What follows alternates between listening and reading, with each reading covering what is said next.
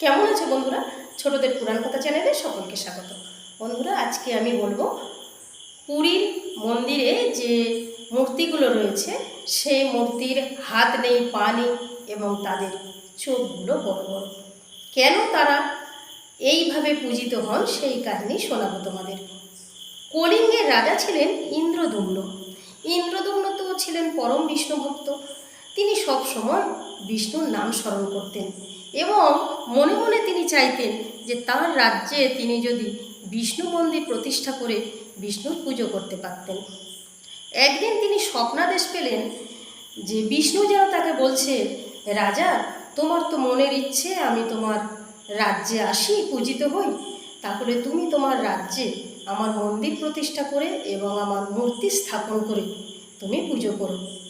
তখন রাজা ইন্দ্রদম্ন বিষ্ণুকে বলেছিলেন যে কিভাবে আপনার মূর্তি আমি তৈরি করতে পারি। তখন বিষ্ণু বললেন যে কাল প্রভাতে তুমি নদীতে যাবে, গিয়ে দেখবে একটি কাঠ ভাসছে, সেই কাঠ এনে তা দিয়ে বিশ্বকর্মাকে দিয়ে আমার মূর্তি তৈরি করবে। সেই কথা মতো রাজা ইন্দ্রদম্ন তো পরের দিন সকালবেলা সৈন্য সামন্ত নিয়ে নদীর তীরে গেলেন। গিয়ে দেখলেন সত্যি সত্যি নদীতে একটি কাঠ ভাসছে। বন্ধুরা, এই কাঠটি কি কাঠ এই কাহিনীও আমি আমার অন্য একটি ভিডিওতে বলবো। তো যাই হোক, রাজা তার সৈন্য সামন্তদের আদেশ দিলেন ওই কাঠটি তুলে আনার জন্য। কিছু সৈন্য নদীতে নামলো কাঠটি তোলার জন্য, কিন্তু কাঠটি তো ভীষণ ভারী, কিছুতে সেই কাঠ তারা তুলতে পারছে না।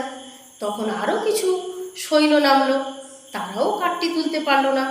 তারপর রাজার সঙ্গে যারা ছিল সবাই নদীতে নামলো, এমনকি রাজাও নদীতে নামলেন, কিন্তু কেউ সেই কাঠটি তুলতে পারলো না। কাঠটি এত ভারী। আসলে কাঠটি যে ছিল দিব্য কাঠ, দিব্য কাঠ বলেই তারা কাঠটি তুলতে পারলো না। ওইখানে উপস্থিত ছিলেন শবর জাতির নেতা বিশ্ব বসু এবং তার ব্রাহ্মণ জামাতা বিদ্যাপতি। এই বিদ্যাপতি এবং শবর বসুর কাহিনীও আমি শোনাবো। তারা রাজাকে এসে বলল, রাজামশাই, আমরা কি একটু চেষ্টা করে দেখতে পারি? রাজামশাই দেখলেন যে তার সঙ্গে আসা সৈন্য সামন্তরা কেউ তো কাঠটি তুলতে পারছে না, তাহলে নিচু জাতি হলেও তাদের সাহায্য নিতে হবে। তিনি তখন বিশ্ব বসু এবং তার জামাতা বিদ্যাপতিকে নির্দেশ দিলেন কাঠটি তুলে আনার জন্য। বন্ধুরা, আজকের এই পর্যন্ত। পরের দিন বলবো এই কাহিনীর পরের অংশটুকু। আজকের কাহিনী কেমন লাগলো তোমরা লাইক কমেন্টস করে দিও। নিয়মিত আমার কাহিনী শোনার জন্য বন্ধুরা আমার চ্যানেলটিকে ফলো করে রেখো।